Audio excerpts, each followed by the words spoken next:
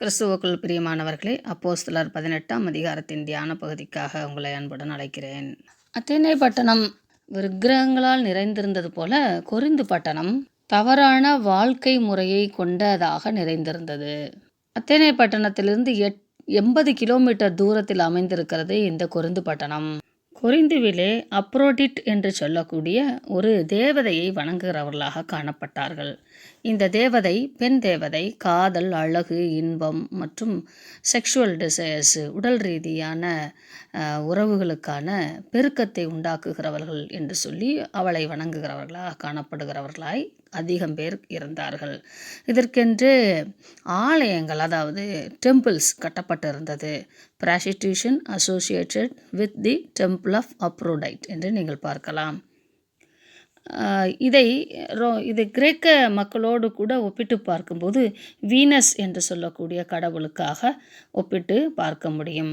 இப்படிப்பட்ட ஒரு சூழலில் இந்த கொரிந்து பட்டணம் இருக்கிறது. 1 கொரிந்தியர் 2 கொரிந்தியர் போன்ற நிருபங்களை நீங்கள் வாசிக்கும்போது இதை குறித்தான விளக்க உரைகளை, அதிலிருந்து எப்படி கிறிஸ்தவ மார்க்கத்திலே ஒழுக்கமும் நெறியுமாய் வாழ வேண்டும் என்பதை குறித்து அந்த 1 கொரிந்தியர் 2 கொரிந்தியரிலே பவுல் எழுதுவதை நீங்கள் படிக்கும்போது ஆழமாக புரிந்து கொள்ளலாம். பவுல் என்பவர் இந்த உலக மக்கள் அனைவரும், ராஜாக்களிலிருந்து பாவிகள் வரைக்கும், கடைக்கோடி மனிதன் வரைக்கும் கிறிஸ்துவை ஏற்றுக்கொள்ள வேண்டும் என்கிற ஒரு பெரிய தரிசனத்தை உடையவராய் இருந்திருக்கிறார் என்பதை இதன் மூலம் நாம் அறியலாம். ஆகிய நாம் சில வேளைகளில் இவங்களுக்கு தான் சுவிசேஷம் சொல்லணும், இவங்களுக்கு சுவிசேஷம் சொல்லக்கூடாது, இந்த ஜாதி மக்கள் தான் ஆண்டவருக்குள்ளே வரணும், இவங்களுக்கு வரக்கூடாது என்று சில பாகுபாடுகளை வைத்திருப்போம். ஆனால் பவுலுடைய மனநிலைமை பார்க்கும்போது மிக ஆச்சரியமாக இருக்கும். எந்த தேசமாகிலும், யாராகிலும், யூதர்களாகிலும், கிரேக்கராகிலும், ரோமர்களாகிலும், யாராகிலும், அது ஏழ்மையான பட்டணமாகிய பிலிப்பி தேசமாக இருந்தாலும் கிறிஸ்துவை பிரசங்கிப்பதே அவருடைய முக நோக்கமாக இருந்தது. எல்லாவற்றுக்கும் மேலாக எல்லா மனிதனுக்குள்ளும், எப்படிப்பட்ட வகைப்பட்ட மனிதனாக இருந்தாலும் அவனுக்குள்ளாக கிறிஸ்து வாழ வேண்டும், கிறிஸ்துவின் ராஜ்யம் உருவாக வேண்டும் என்ற வெறித்தனமான ஒரு சுவிசேஷ ஊழியரை பவுலுக்குள்ளாக நாம் காணலாம். இயேசு கிறிஸ்துவை போல வாழ்ந்திருக்கிறார் என்றும் கூட சொல்லலாம். இயேசு கிறிஸ்துவானவரும் பரிசேயர்களையும் சதுசேயர்களையும் கடிந்து கொண்டாலும், பாவிகளையும், பாவ ஸ்திரீகளையும், பிச்சைக்காரர்களையும், குஷ்டரோகிகளையும் அவர் அணைத்து கொள்வதையும், அவர் அழைப்பதையும், அவர் சுகப்படுத்துவதையும், தண்டிக்காமல் விடுவதையும், மன்னிப்பதையும் ஆழ்ந்து சிந்திக்கும் போது எத்தனை ஆழமான அன்புடையவராக இருக்கிறார் என்பதையும், அதை அப்படியே பிரதிபலிக்கிறவராக பவுல் வாழ்ந்திருக்கிறார் என்பதையும் பார்க்கும்போது மிக ஆச்சரியமாக இருக்கிறது. இல்லை என்றால் வேதம் பவுலுக்கு இவ்வளவு பெரிய இடங்களை வேதத்திலே கொடுத்திருக்குமா? அவருடைய நிருபங்கள், அவருடைய ஊழியங்கள் என்று சொல்லி வரலாறு முழுவதும் எழுதி வைக்கக்கூடிய அளவுக்கு எழுதப்பட்டிருக்கிறது. இன்னும் சற்று ஆழமாக சிந்தித்து பார்க்கும்போது 12 சீஷர்களிலே பேதுரு, யோவான், இந்த இருவரை தவிர மிக அதிகமாக எழுதப்பட்ட அப்போஸ்தலன் என்றால் அது பவுல்தான். ஆனால் அவரோ எப்பொழுதும் நான் சிலுவையை குறித்தே அல்லாமல் வேறொன்றை குறித்து மேன்மை பாராட்ட மாட்டேன் என்று அந்த அளவுக்கு மிக கவனமாக தன்னுள்ளாக தாழ்மையை வளர்த்து கொண்டவராய் காணப்படுகிறார். அவருடைய ஊழியத்தின் ஆரம்பத்திலிருந்தே இந்த பாங்கு, இந்த குணம் அவருக்குள்ளாக வளர ஆரம்பித்திருக்கிறது. மிகப்பெரிய கொடுமையாளன், பிறரை கொல்ல தயங்காதவன். ஆனால் இப்பொழுது கிறிஸ்துவுக்குள்ளாக எப்படிப்பட்ட மனமாற்றத்தை பெற்றிருந்தார்! ஆதலால் அவன் சக மனிதர்களையும் சக சகோதரர்களாக நேசிக்கிற அளவுக்கு அவருக்குள்ளாக அன்பின் ஊற்று பெருக்கெடுத்து ஓடி இருக்கிறது. ரோமாபுரியிலே கிறிஸ்தவ மார்க்கம் வளர்ந்து வருகிறதுனாலே அங்கிருந்த கிறிஸ்தவர்கள் எனும் யூதர்களை எல்லாம், அவர்களுக்கும் இடையாக வருகிற போராட்டங்களிலே ரோமர்கள் அவர்களை கொண்டு நடத்த முடியாமல் அந்த தலைமையகத்திலே இருக்கக்கூடிய இந்த பிரச்சனையிலிருந்து வெளியே வருவதற்காக அத்தனை யூதர்களையும் வெளியே போகும்படி சொல்லப்படுகிறது.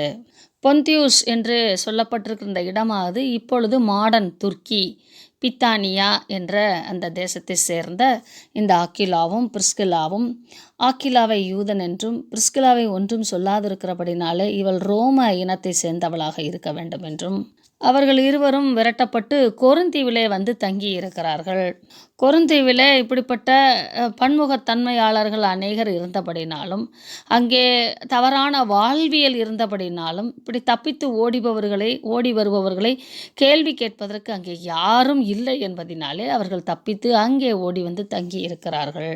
இவர்கள் ஒருவேளை மிகப்பெரிய ஹோல்சேல்ஸு மாஸ் புரொடக்ஷன் ஆஃப் டென்ட் கட்டி தங்கி இருக்கக்கூடிய இடங்களாக இருக்க வேண்டும். அதாவது கொரிந்து பட்டணமானது பலவிதமான வளர்ச்சிக்கு ஆதாரமான ஃபினான்ஷியலில் வளர்ச்சிக்கு ஆதாரமான ஒரு இடம்.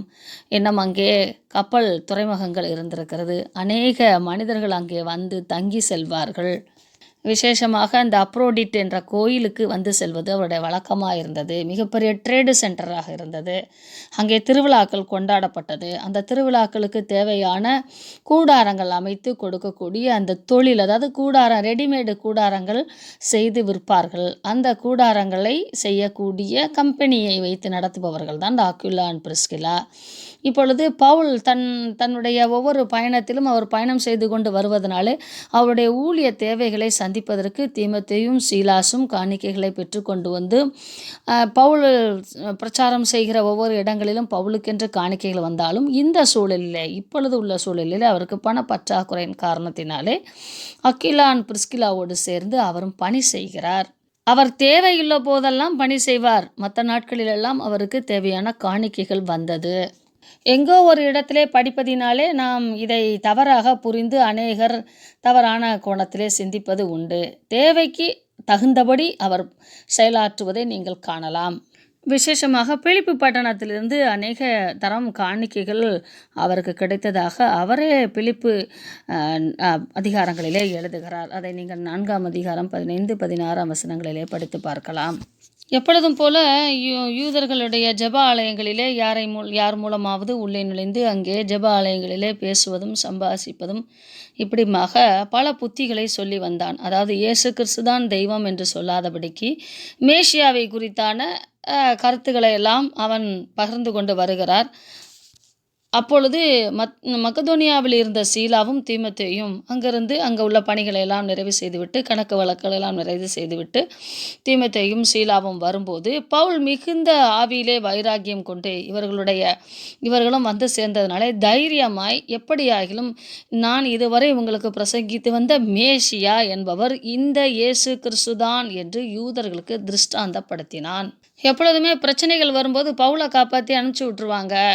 மீதி உள்ள வேலைகளில் உள்ள காரியங்களில் அடுத்து என்ன நடக்கிறது என்பதை கலெக்ட் பண்ணிட்டு போவதற்கு சீலாசும் தீமோத்தேயும் இப்படி பின்தங்கி இந்த காரியங்களை எல்லாம் மேற்பார்வையிட்டு செல்வார்கள். அதற்காக அவர்கள் வருவரையும் காத்திருந்தால் போலும் அவர்கள் வந்த உடனே பவுல் மிக ஆதாரமாக இந்த இயேசுவே கிறிஸ்து என்று பேசிவிட்டார்கள். அப்பொழுது மிகுந்த எதிர்ப்பு உண்டாகியது. தனது வஸ்திரத்தில் இருக்கிற தூசியை உதறிவிட்டு நான் புறஜாதி இடத்திலே போகிறேன் என்று ஒவ்வொரு பட்டணம் தோறும் இந்த டயலாக பவுல் சொல்லுவதை நீங்கள் பார்க்கலாம்.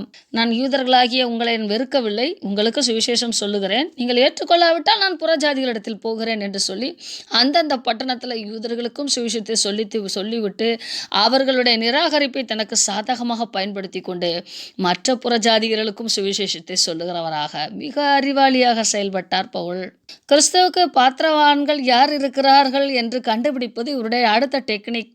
யூதர்களுக்குள்ளே கிறிஸ்துவை ஏற்றுக்கொண்டு இருக்கிறவர்கள் யார் இருக்கிறார்கள் என்று கண்டு அவர்களை தங்களுக்கு சாதகமாக தனக்கு அந்த ஊழியத்திற்கு தேவைக்காக பயன்படுத்தி கொள்ளுவார். அப்படித்தான் யூஸ்து எனப்பட்டவருடைய வீடு ஜெப ஆலயத்திற்கு அடுத்ததாக இருந்தது. ஜெப ஆலயத்திலவனாகிய கிறிஸ்பு என்பவன் தன் வீட்டார் அனைவரோடும் கர்த்தரிடத்தில் விசுவாசம் உள்ளவனானான். கொரிந்தியரிலே அநேகரும் இயேசு கிறிஸ்துவை சுவிசேஷத்தை கேட்டு விசுவாசித்து ஞானஸ்தானம் பெற்றார்கள் என்று பார்க்கிறோம்.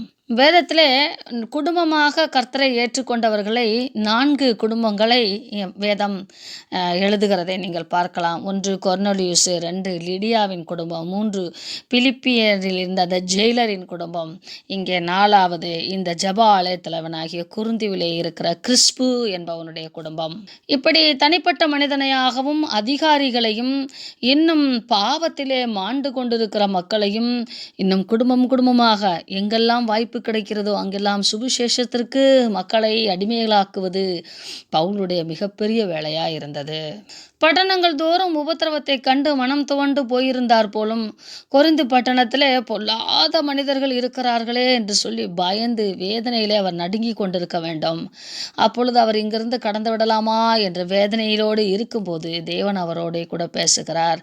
நீ பயப்படாதே என்று தேவன் பேசினார். ஏனெனில் பவுலுக்குள் பயம் இருந்தது, பேச துணிவதற்கு பயம் இருந்தது. நீ பேசு, மௌனமாயிராதே, நான் உன்னுடனே இருக்கிறேன். எதிர்ப்பாளர்கள் இருப்பாங்க, தீங்கு செய்வங்க இருப்பாங்க, நான் உன் மேலே கை போட மாட்டாங்க.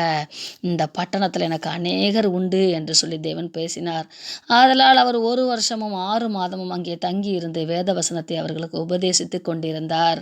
ஆட்சிகள் மாறுகிறது. இதை பயன்படுத்தி கொண்டு கல்லியோன் என்பவன் அகாயா நாட்டிற்கு அதிபதியாய் இருக்கும்போது பவுலுக்கு விரோதமாக நியாயஸ்தாவனை திட்டமிட்டு செயல்படுவதற்காக அவர் போராடும்போது அவரை தொட முடியவில்லை. தேவன் பவுலுக்கு கொடுத்த அந்த வாக்கு தத்தத்தை தேவன் நிறைவேற்றினார். அப்பொழுது பவுலை இழுத்து கொண்டு நியாயாசனத்துக்கு முன்பாக கொண்டு போய் விடுகிறார்கள். அங்கேயும் தேவன் அந்த அதிகாரத்தை மாற்றி போட்டு விடுகிறார். கல்லியோன் என்பவன் இந்த ரிலீஜியஸ் காரியங்களிலே, மதம் சார்ந்த காரியங்களிலே நான் தலையிட விரும்பவில்லை. வேற ஏதாயிலும் அட்மினிஸ்ட்ரேஷனாக நிர்வாக விதத்தில் ஏதாவது பிரச்சனை இருக்குமானால் என்னிடத்தில் கொண்டு வாருங்கள் என்று சொல்லி இந்த காரியத்தை விசாரிக்காமல் அனுப்பிவிடுகிறான். ஆதலால் அந்த ஏற்கனவே கிறிஸ்பு என்பவர் ஆண்டவரை ஏற்றுக்கொண்டபடினாலே அவர் ஒருவேளை அந்த ஜெப ஆலய தலைவனாய் இருக்கும்படி நிராகரித்திருக்க வேண்டும். அவனுடைய இடத்திலே சொஸ்தனே என்பவர் வந்திருக்க வேண்டும். இப்பொழுது கிரேக்கர் எல்லாரும் ஜெப ஆலய தலைவனாகிய சொஸ்தனே என்பவனை பிடித்து என்றால் புறஜாதி மக்கள் யூதர்களுடைய அந்த தலைவனை அடிக்கிறார்கள். ஏனெனில் இவன்தான் அந்த கேஸை கொடுத்திருக்க வேண்டும். ஆதலால் அவர்களெல்லாம் இவனை அடிக்கிறார்கள். இப்படி பவுல் அங்கே தப்புவிக்கப்பட்டார். இன்னும் அநேக நாள் அங்கே தங்கி இருந்து சகோதரர்களுக்கு போதித்து கொண்டு அங்கிருந்து அவர் கெங்கிரேயா பட்டணத்தின் தலைசவரம் பண்ணி கொண்டு என்று எழுதப்பட்டிருக்கிறது. அதாவது கொரிந்து பட்டணத்திலே நடக்கிற அந்த அநீதியான காரியங்களை குறித்து தன்னை பாதுகாத்து கொள்ளும்படியாக தேவனிடத்திலே அவர் பொருத்தனை செய்திருக்க வேண்டும். நசேரிய பொருத்தனை செய்து தன்னுடைய தலை சவரனை ஒருவேளை அந்த ஒரு வருஷமும் 6 மாதமும் அவர் முடி கத்தரிக்காமல் அவர் அந்த முடி வளர விட்டிருக்க வேண்டும். அந்த தலைமுடி என்பது மகிமைக்கு அடையாளமாக சொல்லப்பட்டிருக்கிறது.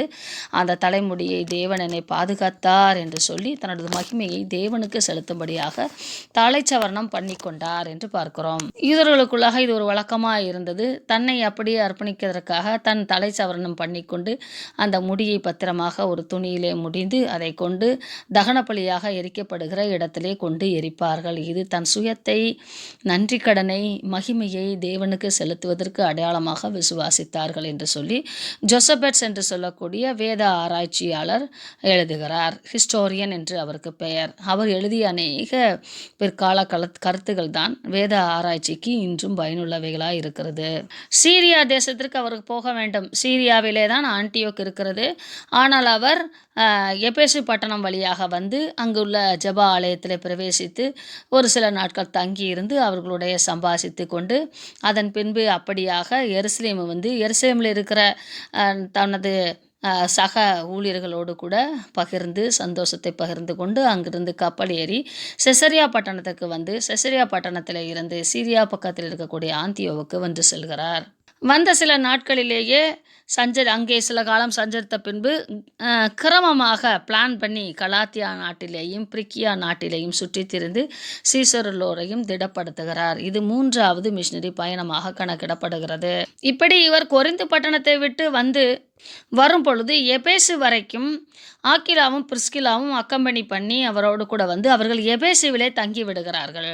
எழுத்தாளனாகிய லூக்கா எபேசுவிலே நடக்கிற ஒரு காரியத்தை குறித்து இங்கே முன் வைக்கிறார். ஏனெனில் இந்த அலெக்சாந்திரியா பட்டணத்தாகிய அப்போலோவும் பவுலை போல வளர்க்கப்பட்டவன், நல்ல ஞான மார்க்கத்திலே வளர்க்கப்பட்டவன், பேச்சு திறமையாளன். இந்த அலெக்சாந்திரியா பட்டணத்திலே தான் பவுலும் பிறந்து வளர்ந்தார். அவருடைய கல்வி அறிவு, உலக பிரகாரமான கல்வி அறிவை பெற்றது இந்த அலெக்சாந்திரியா பட்டணத்தில் தான். ஆதலால் லூக்கா இந்த அப்போலோவை குறித்தும் இங்கே எழுதுகிறார். அவன் மேசியா, மஷீகா, கிறிஸ்துவை குறித்து அநேக திருஷ்டாந்தமாக பேசக்கூடிய நல்ல எழுத்தாளனாகவும் பேச்சு வல்லமை உள்ளவனாகவும் வேத வசனங்களை ஆராய்ந்து அறிவிக்கிறவனாகவும் காணப்படுகிறான். இதை கண்ட அக்கிலாவும் பிரிஸ்கிலாவும் அவனை சேர்த்து கொண்டு, நீர் போதிக்கிற அந்த மேசியா, மஷீகா இயேசுதான் என்று சொல்லி அவனுக்கு திருஷ்டாந்தமாய் விளக்கப்படுத்தினார்கள். அவனும் ஏற்றுக்கொண்டான்.